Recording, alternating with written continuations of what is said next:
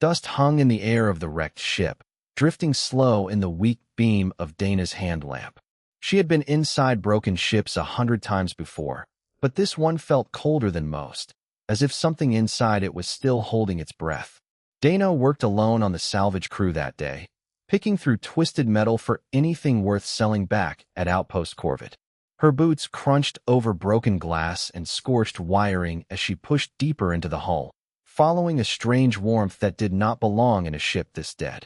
She found it wedged between two crushed support beams, half buried under fallen panels. At first she thought it was some kind of fuel cell, round and smooth, glowing faintly with a dull orange light. But when she wiped the dust away with her glove, she saw the surface was not metal at all. It was something closer to bone, or maybe shell, ridged with fine cracks that pulsed gently, like something breathing underneath. Dana crouched beside it for a long moment. Station rules were clear about unknown salvage. Anything strange, anything alive or possibly dangerous, had to be reported straight to command and left untouched until a proper team could look at it. She had followed that rule 100 times before without thinking twice. But this time, her hand would not listen to her head. She reached out and touched the warm shell, and felt it shift faintly under her palm, as if it had noticed her. She told herself she would report it once she got it back to the station, that she only wanted to keep it safe until then. She wrapped it in a torn piece of insulation cloth and carried it back to her transport, glancing over her shoulder more than once, though there was no one else around for miles. The whole way back to Corvid, she kept one hand resting on the bundle in her lap, feeling the faint warmth through the cloth. Back in her quarters, she set it down on a folded blanket and sat watching it for a long time. She told herself she was only curious, that she would call it in first thing in the morning. But sleep never came easily to her, and somewhere past midnight, she heard the first crack. It was a small sound, barely louder than a whisper, but it made her sit straight up. She watched as a thin line split across the shell, then another, until the whole surface was covered in a spreading web of cracks. She should have called someone. She should have stepped back. Instead, she leaned closer, her heart pounding, as a small clawed foot pushed its way out through the widening gap. What came out was not what she expected. She had half imagined some kind of insect or reptile, something cold and alien. Instead, a small creature tumbled out onto the blanket, damp and shivering, with soft folded wings pressed tight against its narrow body. Its scales were a deep blue-black, catching the light in strange patterns, and its eyes, when they finally opened, were a bright gold that seemed far too aware for something only seconds old. The creature let out a thin, trembling cry and turned its head toward her, as if searching for something. Dana did not move at first, unsure what to do. Then, almost without thinking, she reached out and gently touched its small head. The creature pressed into her hand and stopped crying almost at once, its whole body relaxing under her fingers. She would learn later, from old records buried deep in the station archives, that some species imprint on the first living thing they see and touch after hatching, binding themselves to that person in a way that could never fully be undone. She did not know that yet. All she knew was that this small, shaking creature had just decided, in its own way, that she belonged to it, and it to her. She sat with it through the rest of the night, watching it breathe, watching the way its small chest rose and fell, the way its clawed feet twitched in half-sleep. By morning, she still had not called it in. She told herself she needed more time to understand what it was before she handed it over to people who might not be careful with it. She told herself a lot of things that night, but underneath all of it was something simpler. She did not want to give it up. She decided to call it Rook, after the old salvage ship her father used to fly when she was small, the one that always seemed to survive when it had no right to. It felt fitting for something that had come out of a wreck no one expected to find anything living in. Over the next few days, Dana kept Rook hidden in her quarters, feeding it scraps of protein paste mixed with warm water, watching it grow stronger by the hour. It slept curled against her side, and cried whenever she left the room for too long. She told herself this was temporary, that she would figure out the right thing to do soon. But every time she looked down at Rook's small golden eyes watching her, trusting her completely, the idea of giving him up to strangers felt more impossible than the day before. She did not know yet what Rook truly was, or what kind of trouble his existence would bring to her door. She only knew that somewhere out in the wreck of that ship, something had died to protect this small life, and now it was hers to protect in turn. By the time Rook could walk without tripping over his own tail, Dana had already patched 2 scorch marks on her ceiling and thrown out 1 blanket that no longer smelled like anything but smoke. Living with a growing dragon in a 1-room station unit was harder than she had expected, though she never once thought about giving him back. She simply learned to keep a fire blanket folded within reach at all times, and to laugh instead of panic when Rook hiccuped a small burst of sparks whenever he got excited. He grew fast. Within 2 weeks, he had gone from a creature small enough to sleep in the crook of her arm to one that could climb onto her shoulder and perch there, wings half spread for balance. His scales darkened from a dull blue-black to something closer to deep violet, and thin ridges began to form along his spine, growing sharper each day. He still cried whenever she left for her salvage shifts, a high thin sound that carried through the thin station walls more than she liked. She started locking her door twice and stuffing a towel along the bottom gap, hoping it would muffle enough sound to keep her secret safe. It almost worked. For a while, the only people who noticed anything strange were the ones who lived close enough to hear odd sounds late at night, and most of them assumed she had picked up some kind of pet from a trader passing through, the way some crews sometimes did. Dana let the rumor spread on its own without correcting it. A pet was a much smaller problem than the truth. Rendon, the station administrator, was not so easily satisfied. He ran Outpost Corvid the way some men ran ships that had never once let them down, with careful eyes on every power reading and supply log. When he noticed Dana's unit pulling more power than usual, and a strange scorch pattern near her door frame that no maintenance report explained, he filed it away the way he filed everything else that did not add up. He did not confront her right away. He watched instead, the way a careful man does when he suspects something but has no proof yet. Dana knew none of this at first. She was too busy learning the strange rhythms of raising something that was not quite an animal and not quite anything else she had a name for. Rook understood far more than a normal hatchling should. He learned to recognize the sound of her footsteps outside the door and would go quiet the moment he heard anyone else approaching. He learned, faster than she expected, the difference between a person he could trust and someone new who made him press flat against the floor and go silent. One evening, after a long shift hauling salvage parts across the yard, Dana came home to find Rook curled tightly in the corner of the room, wings wrapped around himself like a shield. She dropped her gear and knelt beside him at once, worried something had happened while she was gone. He did not cry or pull away. He simply pressed his head against her hand and let out a low, tired sound, as if the day alone had worn on him more than she realized. That was the night she understood, fully and without doubt, that Rook was not a pet, and never had been. He looked to her the way a child looks to a parent, needing her presence the way small things need warmth. She sat with him long into the night, telling him quiet, half-true stories about the wreck she had found him in, about the father who used to fly a ship called Rook long before either of them existed, weaving together a history that felt more real each time she told it. She began teaching him small things after that. How to keep his sparks contained when startled, though it rarely worked. How to stay low and quiet if he heard the outer door open before she called out to him. How to hide beneath the fold-out bed if someone knocked while she was away. He learned quickly, almost too quickly, and there were moments she caught herself wondering exactly what kind of creature grew this fast, understood this much, so soon after hatching. She pushed the thought aside each time. Whatever he was hers to protect, and that was the only fact that mattered to her. Still, the station was small, and secrets in small places rarely stayed secret for long. Rendon's suspicions grew heavier with each passing week, fed by odd reports from maintenance crews and a growing list of things that did not fit together. He began asking careful questions around the docking bay, questions that circled closer to Dana's name each time. She did not know it yet, but the quiet life she had built for herself and Rook was already starting to crack at the edges, the same way that Shell had cracked weeks before, slow at first, then all at once.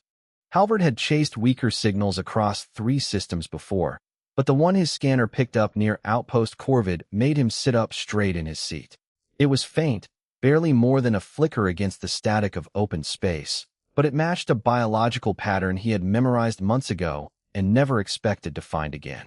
He ran the comparison twice before he trusted it. A living hatchling signature, tied to a bloodline his people had been quietly searching for since a ship went missing near the edge of Skythorn territory. He did not send word ahead right away. Halvard had learned, over many years of scouting, that rushed reports caused more damage than careful ones.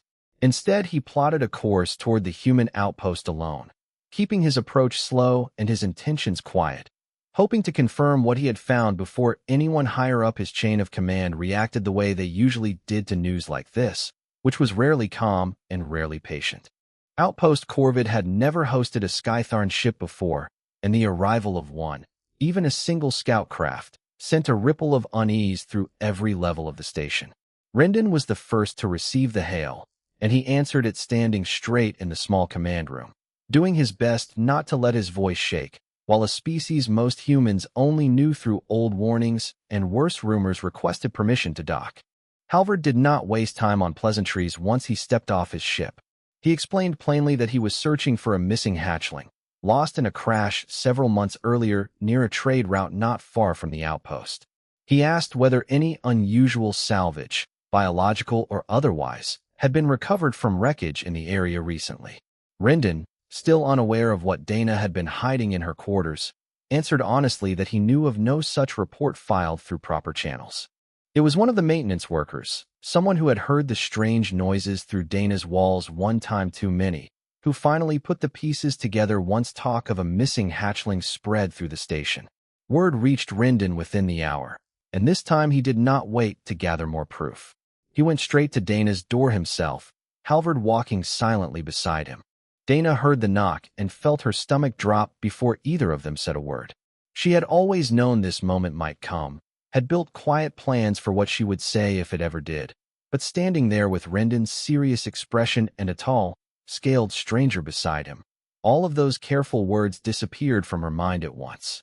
She opened the door only partway at first, but Rook, sensing the tension the way he always did, pushed past her legs before she could stop him, his wings half spread and his small body trembling with a mix of curiosity and fear. The moment Halvard saw him, his whole posture changed. He knelt slowly, careful not to move too fast, studying Rook with an intensity that made Dana step forward instinctively, placing herself slightly between them. Halvard confirmed the bloodline markings on Rook's scales within seconds, the pattern along his spine matching records he had studied for months. He straightened and told Dana plainly that the hatchling belonged to a Skythorn family of high standing, and that his mother had been searching for him since the crash, believing him lost along with the rest of the wreckage. He said this not as a threat, but as simple fact, the kind of certainty that left no real room for argument. Dana felt the ground shift under her in a way that had nothing to do with the station's gravity systems. She had known Rook was not an ordinary creature. She had guessed, somewhere in the back of her mind, that he came from somewhere important. But hearing it said aloud, hearing that he had a mother, a family, a whole life waiting for him somewhere far from this small station, made her chest tighten in a way she was not prepared for. She did not hand him over. When Halvard suggested, carefully but firmly, that the hatchling should return with him at once, Dana shook her head and told him plainly that Rook was frightened of strangers, that he had been raised by her hands for weeks now, and that ripping him away without warning would do more harm than good. Rendon, caught between station protocol and the very real danger of angering a species far more powerful than his small outpost, tried to find some middle ground, suggesting they wait for proper communication with Rook's family before anyone made a final decision. Halvard studied Dana for a long moment, then looked down at Rook, who had pressed himself firmly against her leg, refusing to move even an inch closer to the scout despite his careful, gentle approach. Something in that reaction seemed to give Halvard pause. He agreed, reluctantly, to send word back to Rook's mother before taking any further action, though he made it clear that the decision would not remain in human hands for long. As he returned to his ship to send the message, Dana knelt beside Rook, holding him close, aware that whatever peace she had built over the past few weeks was about to be tested in ways she could not yet imagine. The first sign that something enormous had entered the system was not an alarm, but a strange, heavy silence that spread through the station's comm channels for nearly a full minute. Every open frequency around Outpost Corvid went quiet at once, as if every ship nearby had stopped speaking mid-sentence out of pure instinct. Then, slowly, the silence broke into a flood of confused chatter as sensors across the station struggled to process the size of the vessel now sliding into view. It was not a warship built for a single scout or a small trade escort. It was something far larger, its hull dark and curved in ways that reminded more than one crew member of folded wings frozen mid-motion. Dana felt the low hum of its engines through the floor of her quarters long before anyone made an announcement, a vibration that settled deep in her chest and refused to leave. She already knew, without needing to be told, exactly who had arrived. Rook knew it too. He had been unusually restless for the past hour, pacing small circles near the door, wings twitching with an energy she had not seen from him before. When the vibration of the approaching ship reached them, he froze completely, ears pressed flat, eyes fixed on nothing Dana could see. She knelt beside him, one hand resting on his back, feeling his small heart pounding fast beneath his scales. Rendon's voice came through the station comm minutes later, tense and careful, asking Dana to bring the hatchling to the main docking bay. She almost refused outright, some part of her wanting to lock the door and pretend none of this was happening, but she knew that hiding now would only make things worse. She wrapped a light cloth around Rook, more out of habit than any real need for warmth, and carried him through the station's narrow corridors, aware of every eye that turned to watch them pass. The docking bay felt smaller than she remembered once the Skythorn transport finished settling into place. A door opened along its side, and Sela stepped out onto the platform alone, without guards or escorts, though the sheer presence of her made that choice feel less like confidence and more like a warning that she needed no one else beside her. She was tall, her scales a deep, storm-colored gray, marked with fine golden lines that seemed to shift faintly in the low light. Her eyes, when they found Rook in Dana's arms, held an intensity that made the whole bay feel colder. She crossed the distance between them slowly, each step deliberate, and Dana felt every instinct in her body urging her to step back, though she forced herself to stay still. Sela stopped only a short distance away and looked down at Rook for a long moment before speaking, her voice low and controlled in a way that suggested enormous effort to keep it that way. She said she had been told her son was alive, cared for by a human, and that she had come to see the truth of it herself before deciding what to do next. She did not raise her voice, but the weight behind her words was unmistakable, a mixture of grief and fury held tightly in check. She reached out one clawed hand toward Rook, expecting, perhaps, that he would go to her at once, the way any hatchling should recognize its own blood. Rook did not move toward her. Instead, he pressed himself tighter against Dana, his small claws gripping the fabric of her jacket, a thin, frightened sound escaping his throat. Sela's hand stopped mid-air, her expression shifting from certainty to something closer to confusion, then something sharper and more painful beneath that. For a long moment, no one in the bay spoke. Dana felt the full weight of dozens of eyes on her, human and otherwise, and she understood without being told that this single moment, Rook clinging to her instead of his own mother, would decide everything that happened next. She did not push him away, though every practical part of her mind screamed that doing so might be safer. She simply held him steady and met Sela's gaze directly, refusing to look away first. Sela's hand slowly lowered. She studied Dana for a long, silent moment, something unreadable moving behind her golden eyes. When she finally spoke again, her voice had lost some of its sharp edge, replaced by something closer to exhausted disbelief. She asked, quietly, how a human had managed to earn the trust of a hatchling that had barely opened its eyes when the crash occurred, why he clung to a stranger's arms instead of the mother who had carried him before he ever hatched. Dana did not have a clean answer ready. She only said, honestly, that she had been there when he needed someone, and that she had never once considered doing anything less. Sela's eyes lingered on her for a long moment after that, as if weighing the truth of the words against everything she had assumed on her way here. Whatever conclusion she reached, she did not share it yet. She only turned, finally, and asked to speak with Dana somewhere quieter, away from the crowd of watching strangers. The room Rendon offered them was meant for private trade negotiations, small and plain, with a single table bolted to the floor and a pair of stiff chairs that had clearly never been built with a creature Sela's size in mind.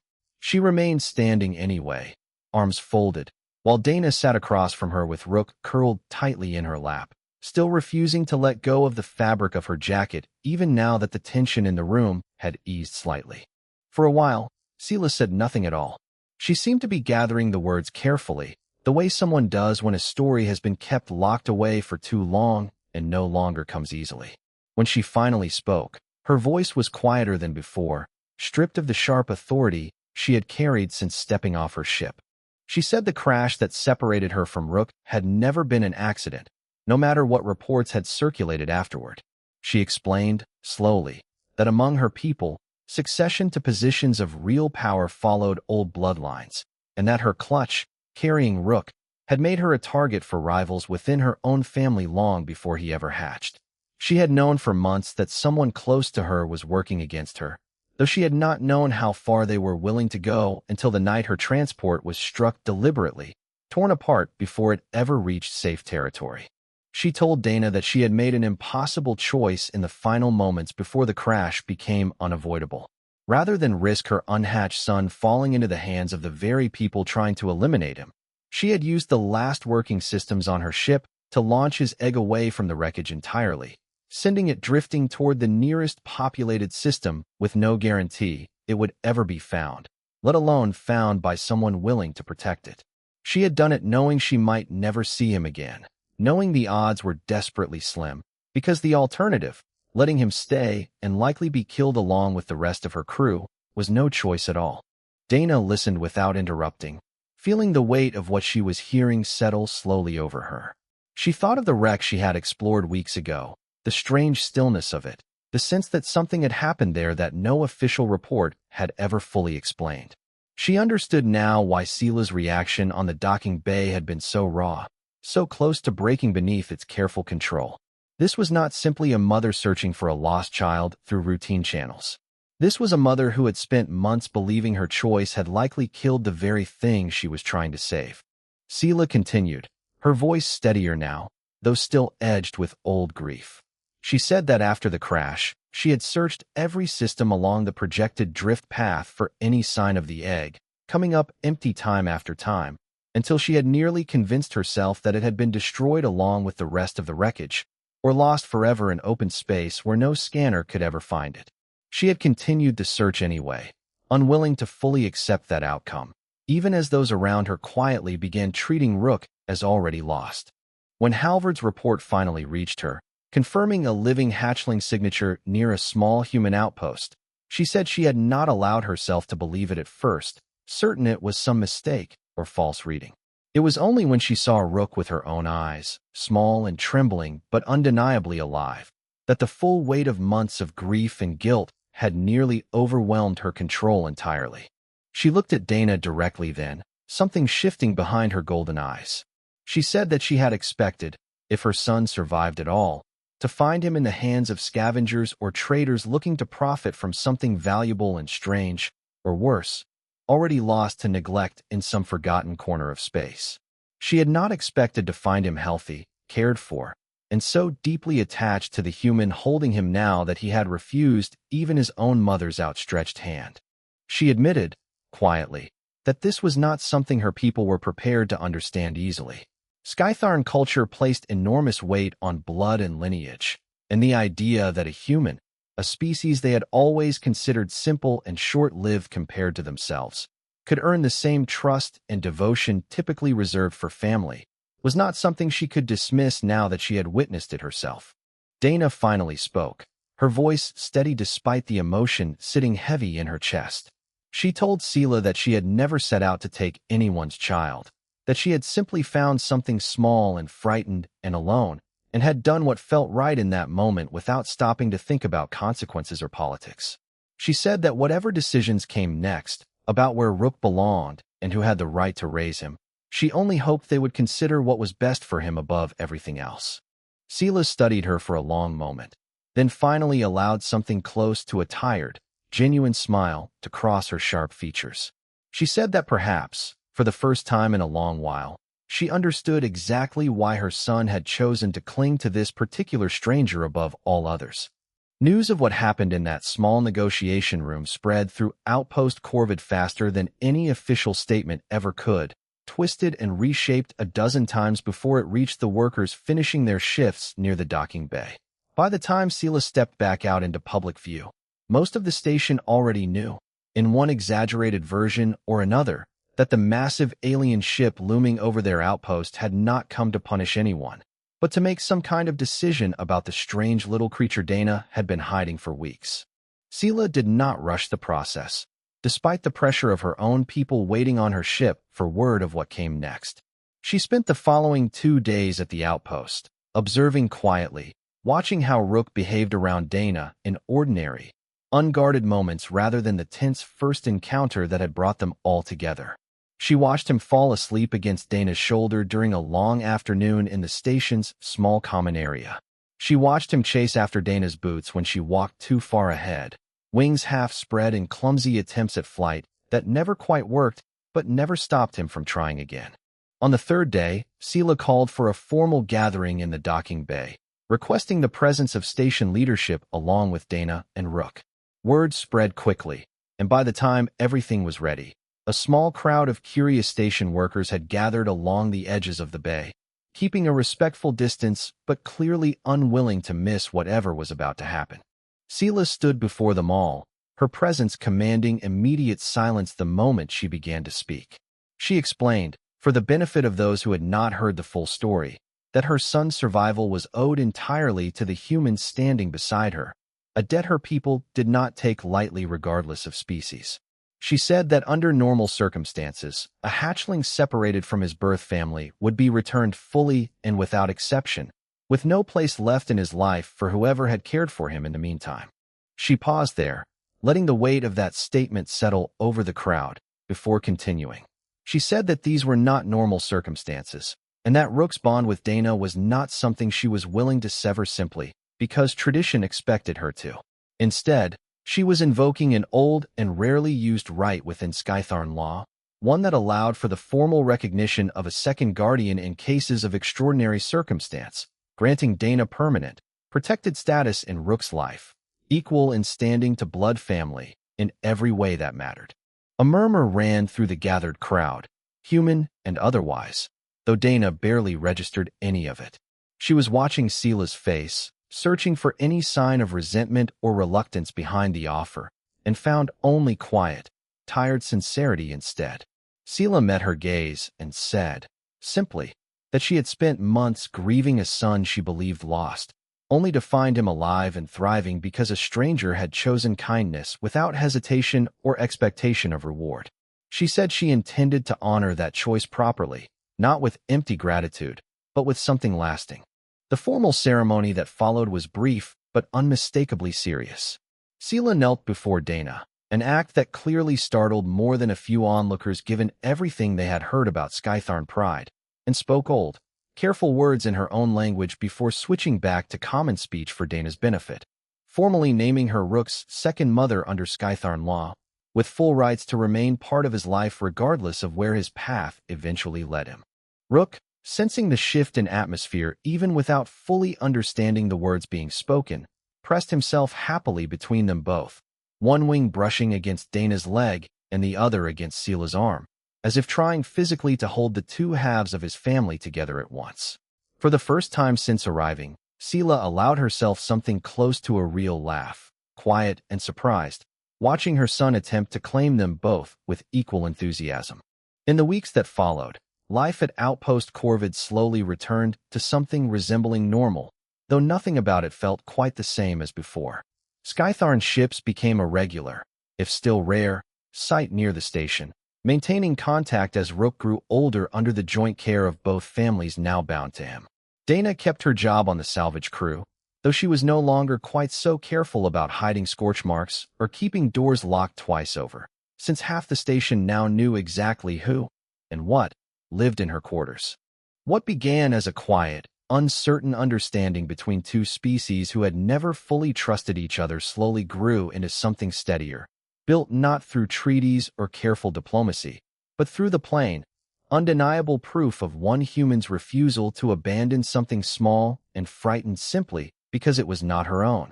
Sela would later admit, in private conversations that reached far beyond that single outpost, that humanity's greatest strength was never its ships or its weapons, but something far simpler and far harder to fake: the willingness to show up for someone with nothing to gain and everything to lose.